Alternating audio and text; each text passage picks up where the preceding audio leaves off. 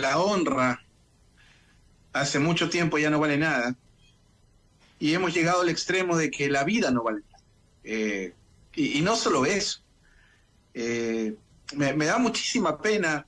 He estado investigando durante algún tiempo cuáles son las características del famoso concepto o la teoría del Estado fallido. Hay algunos tratadistas que hablan del tema. Y mi conclusión, palabras más, palabras menos, cuál es el motor o cuál es el síntoma, característica principal para darle esa lastimera definición a un conglomerado, a un Estado, es primero la debilidad institucional. Los países donde los particulares se autorregulan, las actividades en la banca se autorregulan, las universidades se autorregulan, la salud se autorregula. Eso lamentablemente no es un tema, uno pensaría en Uganda, Senegal, Sudán del Sur, y ni tanto, porque usted que sabe estos temas mejor que yo, querido Washington, hoy por hoy algunos países africanos están delineando la agenda económica y buen manejo a nivel mundial. Entonces, lo que pasa en el Ecuador es lamentable. Por ejemplo, usted escuchaba hace un momento acertadamente y con valentía, porque hoy en día en este país, para hablar de estos temas es como arriesgar la vida. El tema, por ejemplo, del petróleo. ¿Dónde está la fiscalía? Cuando son correístas, olvídese, ya en la madrugada ya estaría un operativo de 100 policías y en los lugares de violencia conflictiva no ve ni uno. Ese es el Ecuador. Ese es el Ecuador donde hay no sé si, a ver, usted es más un poco mayor que yo, pero un poquito. Entonces, yo no recuerdo, querido Washington, usted que es historiador también, no recuerdo, salvo la crisis de los piratas, los incendios, las dos grandes pandemias que Guayaquil padeció, especialmente la última, que la respuesta del Estado fue peor que la que tuvimos en la anterior pandemia. La primera que nadie de nosotros vivía, ¿de acuerdo? Pero lo estudiamos. Entonces yo no recuerdo, de acuerdo a las crónicas, de los incendios, de los grandes incendios. Recuerden que el último fue en 1906, de los 3 grandes incendios, de las invasiones de los piratas, de las pandemias, etcétera, que Guayaquil haya vivido una crisis de esta magnitud. Justo en estos micrófonos que tan generosos son con quien habla desde muy chico. Yo siempre soy grato y tengo excelentes, lindos recuerdos de esta escuela del noticiero que es el suyo. Yo recuerdo cómo hemos venido analizando en estos micrófonos la evolución nefasta de la ciudad solo de Guayaquil, cuando con preocupación, oye, estamos entre las 100 más peligrosas del planeta, qué barbaridad, luego estamos entre las 50, luego estamos entre las 25, hoy estamos entrando a las 5, o sea, al ritmo que va la ciudad, podría estar tranquilamente en un año, si seguimos la secuencia macabra, desde el gobierno del algo Moreno, pero más Lazo, Guayaquil va a ser la ciudad más violenta del planeta, pues, querido Washington. Entonces, tenemos un gran problema que desde mi perspectiva es una crisis institucional y lo más grave, un Estado endeble, un Estado ausente, un Estado sin la potencia que le corresponde, un Estado y una opinión pública, perdóneme, perdida, donde nos ponemos a jugar la gallinita ciega, a echarle la culpa a instituciones que no tocan pito, perdóneme la coloquial. Resulta que ahora la culpa es de la Asamblea. Oiga, he revisado la Constitución desde el preámbulo hasta la última coma, he revisado el orgánico de la función legislativa, he revisado el COTAC, y la competencia de la seguridad, quien delinea la política pública, es el Poder Ejecutivo. La Asamblea no toca pito. Los municipios, que usted sabe eso mejor que yo, los municipios pueden dar los almuerzos, hacer barra, los juguetes para los hijos de los policías en Navidad, dar camionetas, gasolina, pero quien delinea la política pública de seguridad es el Poder Central. Pero entonces, hay algo, Osvaldo, yo veo una situación en la que dígame. Sí, no, es que ahí quiero acotar algo. Es cierto que la inseguridad que vive el país, responsabilidad del Ejecutivo, etcétera, etcétera. Pero hay algo más. Esto es un síntoma, es una consecuencia de la mala administración general que ha sufrido el Ecuador durante décadas. Hoy mismo vemos, mira, ayer la Comisión de Fiscalización, presidida por el correísmo, Pamela Aguirre, consiguió archivar 3 de los 6 juicios políticos pendientes, suspender 1 y mandar 2 al Pleno para que el Pleno decida qué hacer con esos juicios políticos. ¿Cuál es la intención?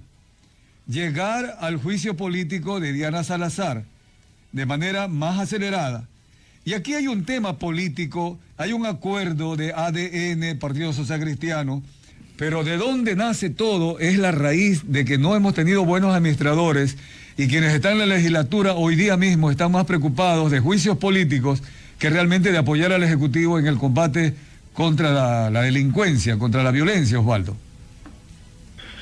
Mire, si usted me dice a mí, querido Washington, o alguien me demuestra en qué parte de las leyes, porque créame que las he buscado, pero las he buscado casi como un tesoro, está que la competencia del legislativo es la seguridad. Yo en este momento voy al CNCIT a revocar todos mis títulos. No hablamos de eso, no, eso es un error, Osvaldo.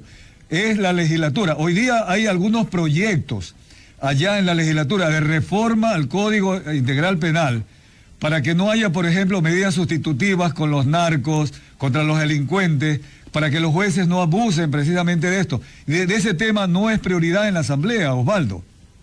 Querido Washington, ningún juez puede emitir una medida sustitutiva, ¿sí? Ninguno, si no tiene un informe favorable del SNAI.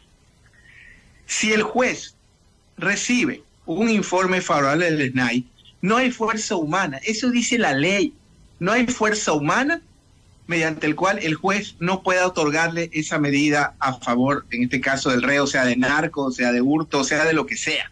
Y usted sabe quién tiene el control del SNAI.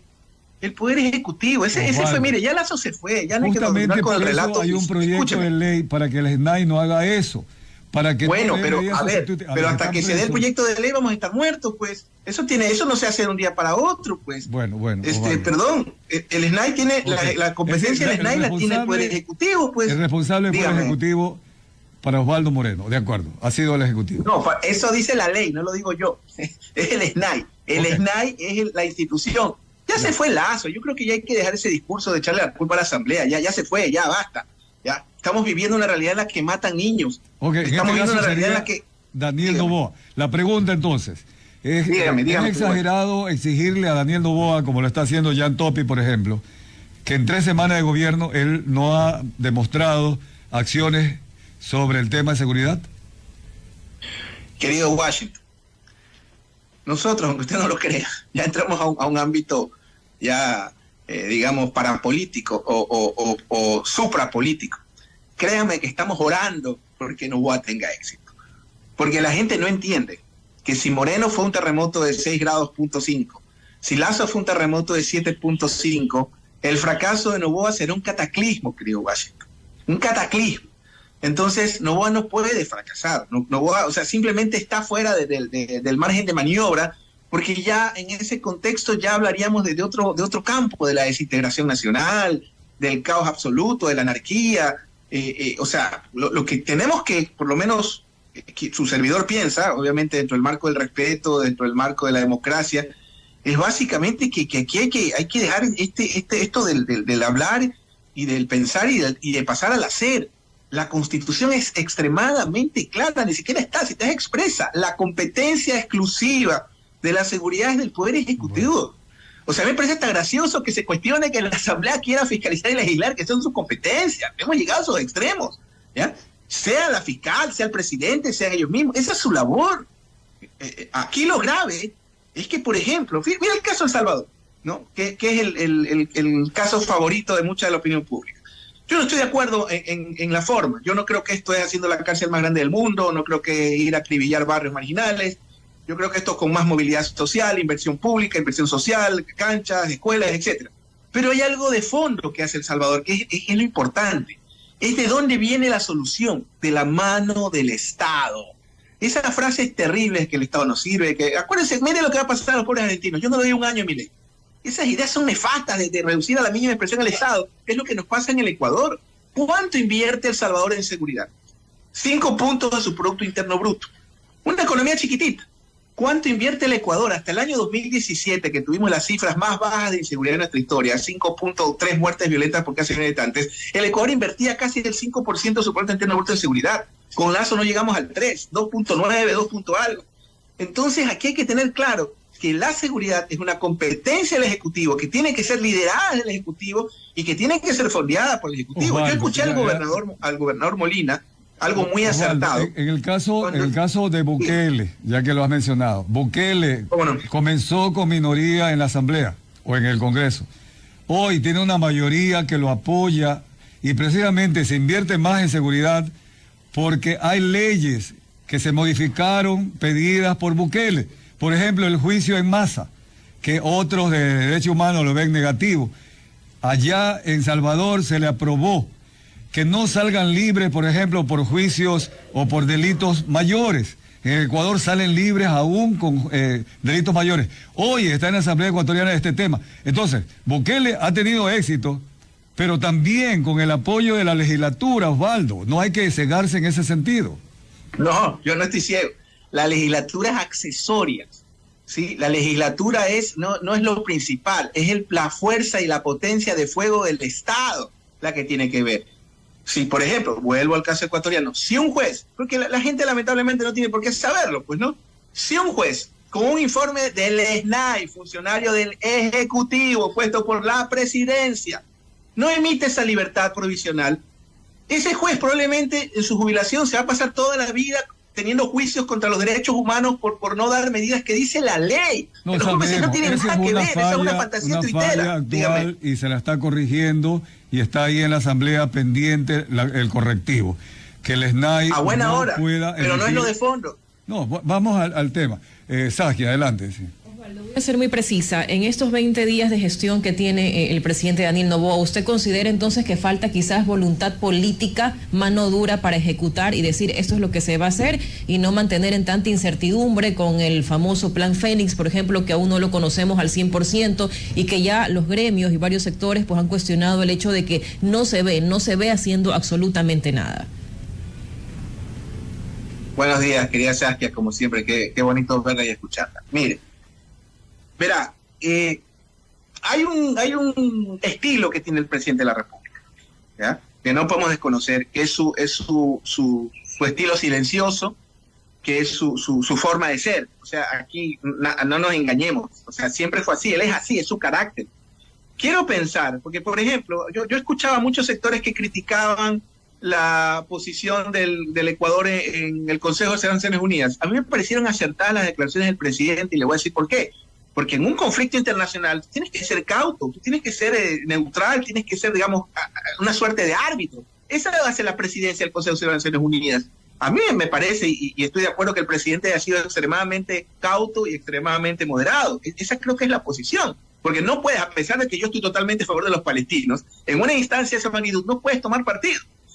Creo yo que su estilo silente, digamos, discreto, ojalá, es que ¿sabes lo que pasa, Saskia? No hay margen de maniobra, no hay otra vía, no hay otra opción. Ojalá este Plan Fénix, yo discrepo un poco en el contexto de que esto no lo van a resolver los gringos, que no pueden ni con sus malls, ni con sus colegios, con los tiroteos, no pueden ni con ellos mismos, peor van a poder resolver el Ecuador.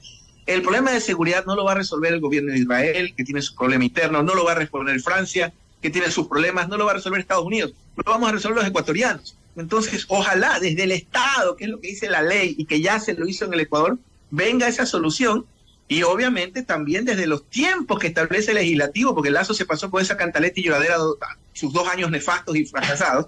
Ojalá que el gobierno tome las riendas de la seguridad y bueno, pues, y tengamos resultados, porque ¿qué más tiene que pasar? Acaban de acribillar, acaba de haber una masacre en Durán de 7 emprendedores de Tricimoto. Usted que ha hecho periodismo de cobertura en las calles, conoce perfectamente al lado del shopping de Durán. 7 de estos jóvenes que cobraban 20 centavos por llevar al fondo donde no llegan los colectivos. Ese es el Ecuador que estamos viviendo, donde matan niños.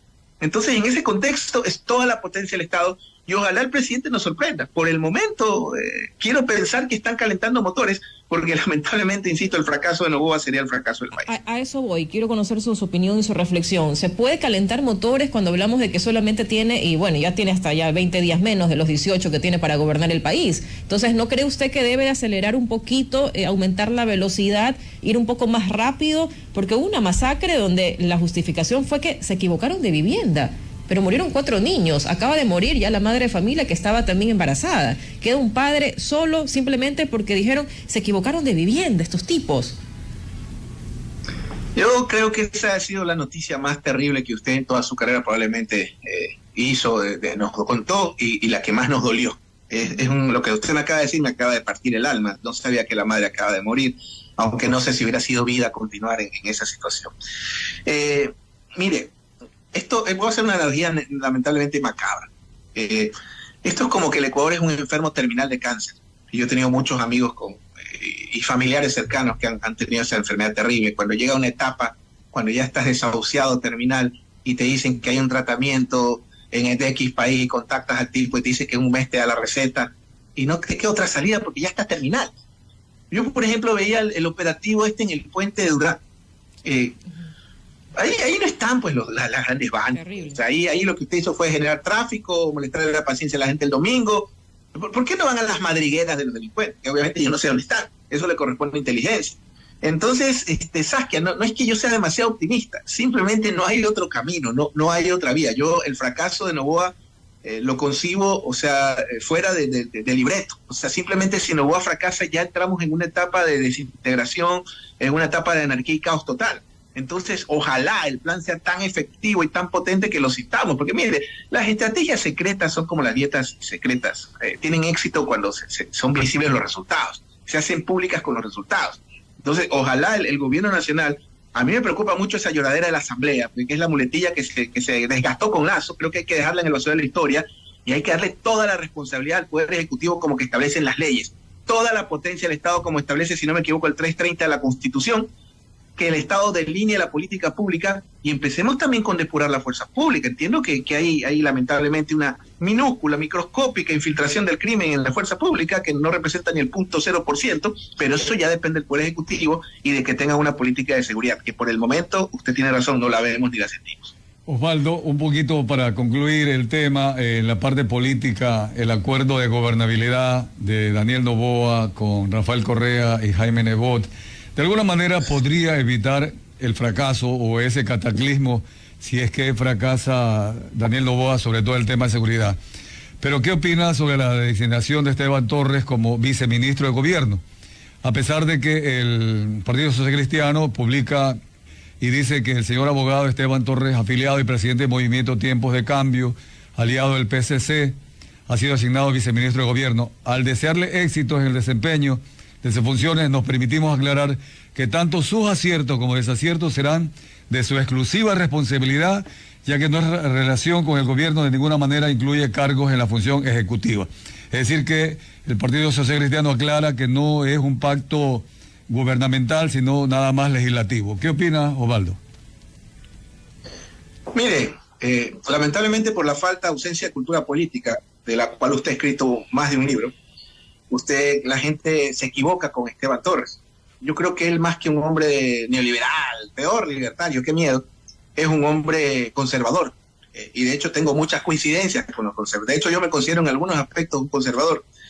Y creo que Esteban Torres es un conservador, pero tiene un valor fundamental que creo que debe ser supraideológico y que deben tener todos los actores políticos de izquierda, de centro, neoliberales, socialistas, que es el creer en el Estado. Y Esteban Torres es un tipo que sí cree en la fuerza del Estado. Eso es lo claro. Usted tiene gente que no cree en el rol del Estado. Ya ve la catástrofe que pasó en el Ecuador con Lazo. Acuérdese los Ecuador Libre, que no tengo nada contra esa gente. Me parece genial mientras filosofe, tomen cafecitos y nos recomiende series en Netflix, pero ya gobernando ya usted los resultados. Entonces Torres es un hombre, yo diría que más derecha conservador, y es un hombre que cree en el Estado y en su potencia. Entonces, ojalá nos dé resultados, porque insisto una vez más, querido Washington, y le pido disculpas con la euforia, usted ya me conoce tantos años, ¿no? Sí creo, una vez más, que no hay otra alternativa. Por eso le puse la analogía triste del enfermo terminal con cáncer. Estamos esperando un tratamiento secreto que viene de otro lado y viene el especialista, y ojalá sea así, porque yo no veo otra salida en el Ecuador. Si esto continúa así, Guayaquil en un año, y lamento esta macabra y terrible profecía, no maldición, porque yo amo profundamente mi ciudad. Si no me hubiera ido, usted sabe, yo podría vivir en la capital de América Latina que hubiera dado la gana por mi actividad profesional, o podría todavía. Pero si esto continúa así, Guayaquil, al ritmo, especialmente es el macabro y nefasto gobierno de Lazo, continúa, Guayaquil va a ser la ciudad más peligrosa del planeta. Y se lo digo yo que trabajé en San Pedro Sula cuando era la ciudad más peligrosa del planeta. He trabajado en fronteras calientes en Tijuana, en San Cristóbal, en Venezuela, en mi trabajo de consultor político, justamente con problemas de comunicación. Yo no soy experto, pero he visto esto de aquí. Así que Dios quiera que esto solo sea el calentamiento, porque no encuentro otra salida. La otra es la tragedia que estamos viendo en el día a día. Usted sabe la cantidad de amigos, conocidos que me llaman a despedirse. Esto parece el 99. Oye, hermano, nos vamos. ¿Qué pasó? No, hasta que esto se calme. Es terrible lo que el país está viviendo. Osvaldo, si yo quisiera resumir esta conversación, podríamos ponerlo en 3 puntos. Primero, Osvaldo Moreno está de acuerdo en que es el Ejecutivo el responsable de parar el tema de la violencia y que no necesariamente la legislatura tiene aquí alguna responsabilidad. Y luego que el estilo de Daniel Noboa, pues así, en la parte de la comunicación básicamente, todavía no nos ha dicho de manera detallada en qué consiste el Plan Fénix.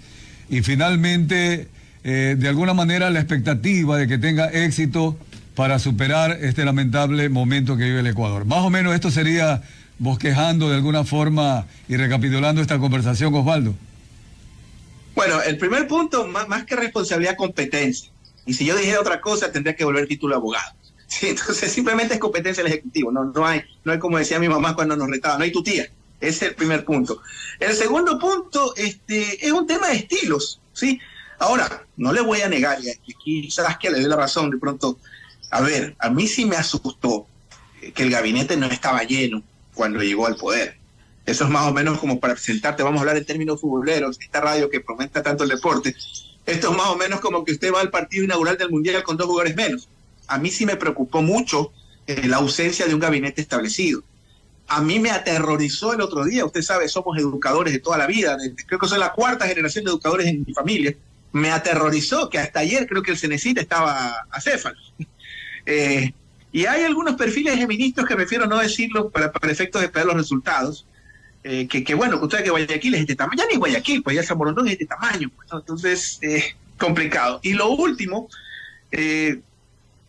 vamos a esperar, vamos a ver los resultados, porque al final son 3 semanas, es verdad, pero ha habido algunas señales o algunos síntomas.